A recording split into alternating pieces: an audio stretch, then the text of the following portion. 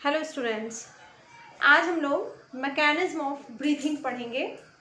Respiration हम लोग study कर चुके हैं। रेस्पिरेशन की प्रोसेस हमारे सेल में होती है, बट उसके लिए ब्रीथिंग होना बहुत ज़रूरी है, क्योंकि जब हम ब्रीथ करते हैं, जब हम सांस लेते हैं, तब हम ऑक्सीजन को इनटेक करते हैं, बॉडी के अंदर ऑक्सीजन ले जाते हैं, और वही ऑक्सीजन फिर जाके ग्लूकोज का ऑक्सीडेशन करती है और हमें एनर्जी देती है, जिसे हम रेस्पिरेशन कहते हैं।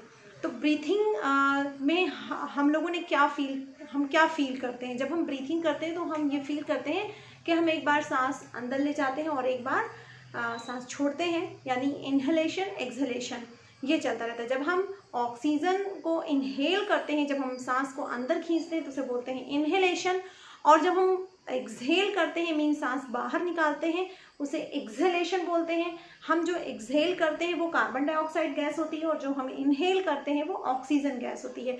तो ये इनहेल और एक्सहेल क्यों और कैसे होता है, क्यों होता है, ये तो आप जान ही गए कि इनहेल हम क्यों करते हैं ऑक्सीजन लेने के लिए, और हम सांस को बाहर क्यों छोड़ते हैं एक्सहेल जिसे बोलते हैं कार्बन डाइऑक्साइड को बाहर एक्सक्रीट करने के लिए।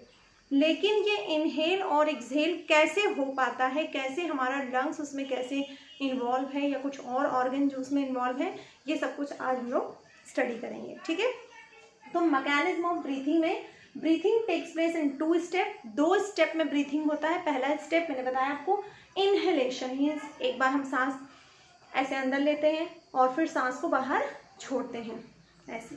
ओके, सबको पता है, क्योंकि ये हमारा टिल द डेथ ये प्रोसेस चलती रहेगी, जब तक मृत्यु नहीं हो जाती किसी लिविंग बींग्स की, तब तक वो इनहेलेशन एक्सहेलेशन करता रहता है।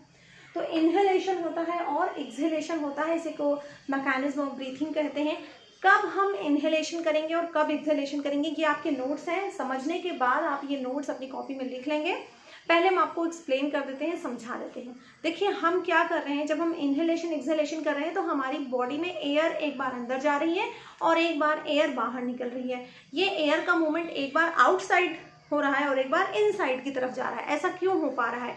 मतलब वही एयर एक बार बाहर से अंदर की ओर जा रही है और एक बार अंदर से बाहर की ओर जा रही है। तो आपको ये समझना होगा कि जो एयर होती है हमेशा हाई प्रेशर से लो प्रेशर की ओर मूव करती है। यानी जहाँ कहीं भी प्रेशर लो होगा, मान लीजिए 2 प्लेस हैं और यहाँ पर प्रेशर हाई है और यहाँ पर प्रेशर लो है, तो एयर का मूवमेंट हाई प्रेशर से लो प्रेशर की ओर होता है। यानी यहाँ पर भी प्रेशर का ही कुछ मैटर है, प्रेशर की वजह से ही ऐसा हो रहा है। तो सबसे पहले हम दिमाग में अपने बैठा लेंगे कि जो एयर होती है, एयर फ्लोज, एयर का जो फ्लो होता है मीन्स हवा का जो बहाव होता है, वो हमेशा हाई प्रेशर से लो प्रेशर की ओर होता है। ओके, अब जब प्रेशर अंदर हाई होगा बाहर लो होगा, तो हाई प्रेशर से लो की ओर एयर आ जाएगी, यानी outside towards inside towards outside होगा। ठीक है, तो इसी तरीके से प्रेशर कहीं कम होगा कहीं लो होगा। देखते हैं कैसे। सबसे पहले चेस्ट का हमने जो आपको पूरा लंग्स का रेस्पिरेटरी सिस्टम का जो ऑर्गन बताया था उसे याद कीजिए। अगर आपने वो वीडियो नहीं देखा रेस्पिरेटरी सिस्टम तो उसे देखिए। तो उसमें हमने आपको बताया था कि लंग्स के नीचे एक प्रोटेक्टिव सेपरेशन होता है जिसे बोलते हैं डायफ्रैगम। तो जैसे मान लीजिए ये है हमारा लंग्स, यहाँ पे हम रफली लंग्स आपको ड्रॉ करके दिखा दे रहे हैं, ये है लंग्स। ओके, तो लंग्स के नीचे यहाँ पर मैंने आपको एक ऐसे बोन लाइक स्ट्रक्चर बनाया था। दोनों लंग्स के नीचे यहाँ पर एक ऐसे सेपरेशन होता है जो चेस्ट कैविटी को हमारे एब्डोमेन कैविटी से सेपरेट करता है, क्योंकि नीचे डाइजेस्टिव सिस्टम है, ऊपर आपका लंग्स है, तो बीच में एक सेपरेशन है, एक विभाजन का काम करता है, इसको बोलते हैं डायफ्रैगम। ठीक है, तो इस तरीके से चेस्ट के नीचे ये जो डायफ्रैगम होता है, और पूरा हमारा जो लंग्स है वो एक तरह की बोन से पूरी तरीके से कवर्ड होता है, प्रोटेक्ट होता है, जिसे हम बोलते हैं रिब्स, या आम भाषा में आपने सुना होगा पसलियाँ, जिसे आप अपने चेस्ट के पास टच करके फील भी कर सकते हैं। साइड में अगर आप टच करेंगे तो आपको अपनी पसलियाँ फील होंगी। तो जो पूरा लंग्स है वो इस तरह से कुछ बोन्स से ऊपर से प्रोटेक्ट रहता है, ताकि अगर किसी तरीके का कोई झटका या जर्क लगता है तो लंग्स प्रोटेक्ट रहे, सुरक्षित रहे, इसलिए पूरा लंग्स इस तरह की हड्डियों से ढका होता है, कवर होता है, इसे बोलते हैं रिब्स। नीचे की तरफ भी एक बोन लाइक स्ट्रक्चर होता है जिसे बोलते हैं डायफ्रागम। तो ये है आपकी रिब्स, जिसे हम सिंपल लैंग्वेज में पसली कह सकते हैं, और ये है आपका डायफ्रागम। तो क्या होता है कि ये जो डायफ्रागम और रिब्स हैं, यही ब्रीथिंग की प्रोसेस को करवाते हैं। एक बार क्या होता है इनहेलेशन में, जब हम इनहेलेशन करते हैं, during inhalation diaphragm and ribs contract.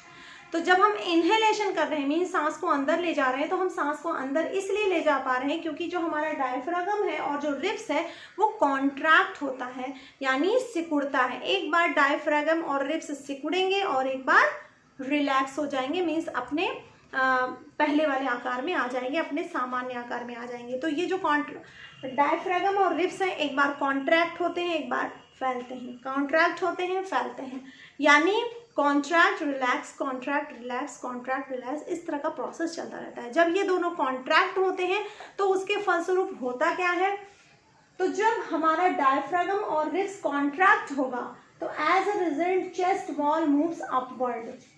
तो जो चेस्ट वॉल होगी वो ऊपर की ओर मूव कर जाएगी, यानी जब रिब्स और डायफ्रागम दोनों कॉन्ट्रैक्ट होंगी तो जो चेस्ट वॉल है, यानी जो हमारा चेस्ट है, वो ऊपर की ओर क्या होगा, ऊपर की ओर मूव करेगा। एंड आउटवर्ड, यानी जब आपने महसूस किया होगा जब आप सांस लेते हैं तो आपका चेस्ट बाहर की ओर आउटवर्ड्स मूव करता है, और जब आप सांस छोड़ते हैं तो आपका चेस्ट अंदर की ओर मूव करने लगता है। ठीक है, घर में प्रैक्टिस करके देखिए कि इनहेलेशन के समय आपको कैसा फील होता है, एक्सहेलेशन के समय कैसा फील होता है। तो इनहेलेशन में हमारा डायफ्रागम और रिब्स कॉन्ट्रैक्ट होता है, जिसका रिजल्ट ये होता है कि हमारा चेस्ट बाहर की ओर, उसका आकार या बाहर की ओर जो हमारा चेस्ट है वो मूव करता है। अब बाहर की ओर मूव करेगा तो क्या होगा, जैसे ये चेस्ट वॉल है, ये यहाँ पर था, अब ये बाहर की ओर मूव करेगा तो चेस्ट के, यानी कि जो चेस्ट की कैविटी है जिसे हम बोलते हैं थोरैसिक कैविटी, थोरैसिक कैविटी का वॉल्यूम बढ़ जाएगा, मीन्स थोरैसिक कैविटी के अंदर जगह बढ़ जाएगी। लंग्स जो मान लीजिए इतने इतने हैं वो इतने बड़े हो जाएंगे, लंग्स के अंदर का वॉल्यूम बढ़ जाएगा, जगह बढ़ जाएगी। और जब कहीं स्पेस ज़्यादा हो गया तो उसका रिजल्ट क्या होगा, उसका रिजल्ट ये होगा कि उसके अंदर एयर प्रेशर कम हो जाएगा। जैसे मान लीजिए ये रहा एक लंग्स, ठीक है, एक लंग्स हमने बना दिया। अब ये इसका आकार पहले से बड़ा हो जाए, जो इसका जनरल आकार है इससे इसका साइज हो गया बड़ा। अब इसके अंदर साइज बड़ा हो गया, एयर तो उतनी ही है, पहले यही एयर इस छोटे से स्पेस में थी, अब यही एयर को काफ़ी बड़ा स्पेस मिल रहा है, जगह मिल रही है, तो फलस्वरूप इसके अंदर एयर प्रेशर क्या हो जाएगा, एयर प्रेशर डिक्रीज हो जाएगा। और बाहर इन्वायरमेंट में तो एयर प्रेशर उतना ही है, चेस्ट के अंदर, लंग्स के अंदर एयर प्रेशर डिक्रीज हो गया और बाहर एयर प्रेशर ज़्यादा है, तो क्या होगा, हाई प्रेशर से लो प्रेशर की ओर एयर तुरंत मूव कर जाएगी। बाहर हाई प्रेशर, लंग्स के अंदर लो प्रेशर हो गया, तो हाई प्रेशर यानी आउटसाइड से एयर तुरंत ही हमारे नोस्ट्रल से होती हुई, ट्रैकिया से होती हुई हमारे लंग्स में जाके फिल हो जाएगी, यानी हम इनहेल कर लेंगे, सांस को अंदर खींच लेंगे। ठीक है, फिर से समझते हैं। ड्यूरिंग इनहेलेशन, जब हम इनहेलेशन करते हैं, सांस को अंदर खींचते हैं, तो उस समय हमारे डायफ्रागम और रिब्स कॉन्ट्रैक्ट होते हैं। ये है आपका डायफ्रागम लंग्स के नीचे, और लंग्स जो पसलियों से ऐसे चारों तरफ से घिरा है इसे बोलते हैं रिब्स। तो डायफ्रागम और रिब्स दोनों कॉन्ट्रैक्ट होते हैं। इनके कॉन्ट्रैक्ट होने से जो हमारा चेस्ट वॉल है वो बाहर की ओर मूव करता है। जब आप सांस अंदर खींचते होंगे तो आपको लगता होगा कि हमारा चेस्ट बाहर की ओर मूव करता हुआ चला आ रहा है। तो चेस्ट जो है अपवर्ड या आउटवर्ड्स बाहर की ओर मूव करता है। जब चेस्ट बाहर की ओर मूव करेगा तो चेस्ट यानी थोरैसिक कैविटी के अंदर स्पेस बढ़ जाएगा, वॉल्यूम बढ़ जाएगा, जगह बढ़ जाएगी। ठीक है, लंग्स के अंदर जो स्पेस है वो ज़्यादा हो जाएगा। अब कहीं भी स्पेस ज़्यादा होगा तो प्रेशर कम हो जाएगा वहाँ पे, तो एयर प्रेशर कम हो जाएगा। अब अंदर एयर प्रेशर कम हो गया, बाहर एयर प्रेशर ज़्यादा है, तो तुरंत ही ज़्यादा वाले एयर प्रेशर से एयर लो प्रेशर की ओर मूव कर जाएगी, यानी इनहेलेशन हो जाएगा। ओके, अब हम समझ लेते हैं एक्सहेलेशन को।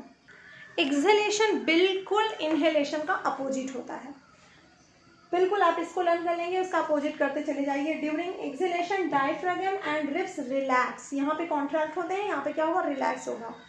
अब ये रिलैक्स होंगे तो चेस्ट वॉल, जब रिब्स और डायफ्रागम रिलैक्स हो रहे हैं तो चेस्ट वॉल भी अपनी जगह पर पहुंच जाएगी, यानी चेस्ट वॉल नीचे की ओर अंदर की ओर मूव करेगी, डाउनवर्ड्स एंड इनवर्ड्स। जब चेस्ट वॉल अंदर की ओर जाएगी तो थोरैसिक कैविटी का वॉल्यूम क्या होगा, डिक्रीज होगा, ठीक है, थोरैसिक कैविटी का वॉल्यूम डिक्रीज हो जाएगा। और जब वॉल्यूम यानी जगह डिक्रीज हो जाएगी, वॉल्यूम का मतलब आप समझ रहे हैं स्पेस, जगह, ठीक है, तो वॉल्यूम डिक्रीज हो जाएगा तो एयर प्रेशर क्या हो जाएगा, इंक्रीज हो जाएगा। अब अंदर एयर प्रेशर इंक्रीज हो गया, बाहर तो एयर प्रेशर उतना ही है, तो क्या होगा, हाई एयर प्रेशर से एयर तुरंत ही लो एयर प्रेशर की ओर मूव कर जाएगी, यानी लंग्स से एयर निकलकर बाहर आउटसाइड इन्वायरमेंट में चली जाएगी, और इसको हम बोलते हैं एक्सहेलेशन। इस तरह से एक बार इनहेलेशन होता है और एक बार एक्सहेलेशन होता है। ओके, तो ये आपके नोट्स हैं, इसको आप कॉपी में नोट कर लेंगे। थोड़ा सा और क्लियर समझ लेते हैं।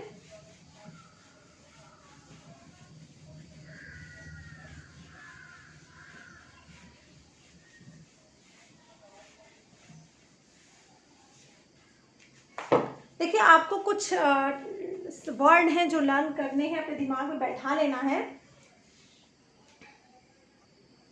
जैसे जब रिब्स एंड डायफ्रागम होंगे कॉन्ट्रैक्ट, जब ये कॉन्ट्रैक्ट होंगे तब हमारा चेस्ट आउटवर्ड मूव करेगा, जो चेस्ट वॉल है वो बाहर की ओर जाएगा, ठीक है। अब बाहर की ओर जाएगा तो इसके परिणाम स्वरूप क्या होगा कि लंग्स के अंदर जो जगह है, जो वॉल्यूम है, पहले तो चेस्ट वॉल मूव्स आउटवर्ड्स। कब आउटवर्ड्स मूव करेगा, जब रिब्स और डायफ्रागम कॉन्ट्रैक्ट होंगे। एक बार रिब्स एंड डायफ्रागम कॉन्ट्रैक्ट होते हैं और एक बार रिलैक्स होते हैं, कॉन्ट्रैक्ट रिलैक्स, इस तरह का ये टर्म चलता रहता है। तो जब रिब्स एंड डायफ्रागम कॉन्ट्रैक्ट करते हैं तो हमारी चेस्ट वॉल आउटवर्ड मूव करती है, जिसकी वजह से जो थोरैसिक कैविटी है, या आप सीधे लिख सकते हैं लंग्स का जो वॉल्यूम है इंक्रीज हो जाएगा। इजी वे में समझने के लिए, तो लंग्स के अंदर वॉल्यूम इंक्रीज हो जाएगा, यानी जो लंग्स है उसका वो साइज में बड़ा हो जाएगा। जैसे ये लंग्स पहले नॉर्मल इतना था, अब ये इतना हो गया, ठीक है। अब क्या होगा, जब किसी चीज में स्पेस ज्यादा है तो वहां पे प्रेशर कम हो जाएगा। ये बात आपको समझ में आ रही है कि नहीं। जैसे मान लीजिए कि एक सीट है, वो इतनी बड़ी सीट या इतना बड़ा कोई बॉक्स है, उसमें आपको कुछ सामान रखने हैं, ठीक है। मैंने आपको कुछ सामान दिए, मैंने आपको 5 क्यूब्स दिए और कहा कि इसको इतने बड़े बॉक्स में रखिए। अब इतने बड़े बॉक्स में आप 5 क्यूब रखेंगे तो उसको थोड़ा पास एडजस्ट करना पड़ेगा, लेकिन उसी समय में मैंने आपको इतना बड़ा बॉक्स दे दिया और कह दिया इसमें 5 क्यूब रख दो। अब आप आराम से दूर दूर सारे क्यूब्स रख देंगे, यानी आपको बहुत ज़्यादा प्रेशर करके क्यूब रखने की ज़रूरत नहीं है। प्रेशर तुरंत ही डिक्रीज हो जाएगा जैसे ही वॉल्यूम इंक्रीज होगा, ठीक है। जैसे सीट पर 3 बच्चे बैठे हैं और सीट को मैं बड़ी सीट कर दूं, वॉल्यूम बढ़ा दूं, स्पेस बढ़ा दूं, तो वो 3 बच्चे आराम से, प्रेशर नहीं होगा, उनको आराम से बैठ जाएंगे। ऑन द सेकेंड हैंड अगर सीट छोटी है और 3 बच्चे बैठे हैं तो वो उनको कैसा महसूस होगा, प्रेशर महसूस होगा। यानी स्पेस कम तो प्रेशर ज़्यादा, स्पेस ज़्यादा तो प्रेशर कम हो जाएगा, ठीक है। सिंपल सी बात है। तो लंग्स के अंदर वॉल्यूम इंक्रीज हो गया, यानी लंग्स का वॉल्यूम बढ़ गया, स्पेस बढ़ गया, लंग्स के अंदर जो जगह है वो बढ़ गई, जिससे क्या होगा, जो इसके अंदर एयर प्रेशर है, जो इसके अंदर लंग्स के अंदर जो एयर भरी थी, उसका प्रेशर ऑटोमेटिक क्या हो जाएगा, डिक्रीज हो जाएगा। ये इंक्रीज हुआ तो ये डिक्रीज हो जाएगा, ठीक है। और लंग्स के अंदर तो एयर प्रेशर डिक्रीज हो गया, लेकिन बाहर एयर प्रेशर इसके कंपैरिजन में इंक्रीज है, यानी ज़्यादा है।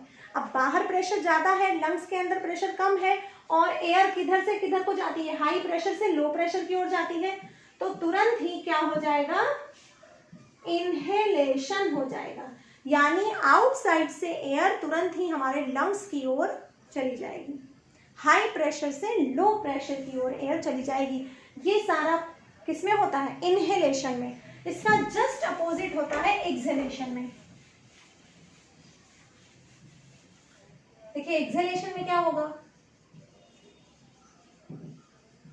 इसमें हमारा डायफ्रागम